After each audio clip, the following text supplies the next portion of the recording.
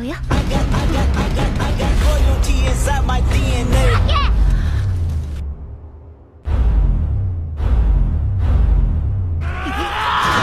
I got royalty inside my DNA. I got royalties, got war and peace inside my DNA. I got power, poison, pain, and joy inside my DNA.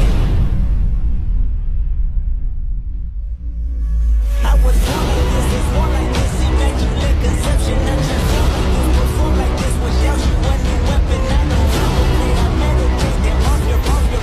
This that pull against the bed, this that I got. Narito ang kwento ng Dororo, isang manga at anime series. Ang kwento ay nagaganap noong mga panahon ng feudal Japan at naglalaman ng mga elementong supernatural.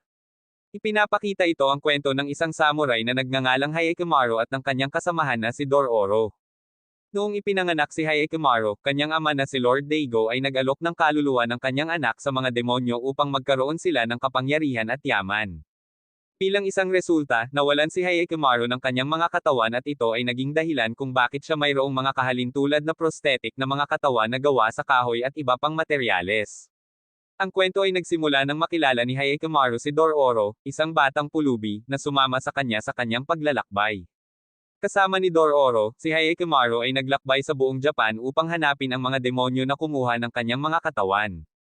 Kapag siya ay nakikipaglaban sa mga ito, nagkakaroon siya ng pagkakataon na makuha ang kanyang nawawalang mga bahagi ng katawan. Sa buong kwento, natutunan ni Hyakkimaru na maging mas malakas at mas madalaing makipaglaban, samantalang si Dororo ay natutunan ang halaga ng pagtitiwala at pagkakaibigan. Ang mga demonyo at kalaban sa kwento ay nagbibigay ng mga moral na pag-aalala tungkol sa kalupitan, kasakiman, at kaguluhan.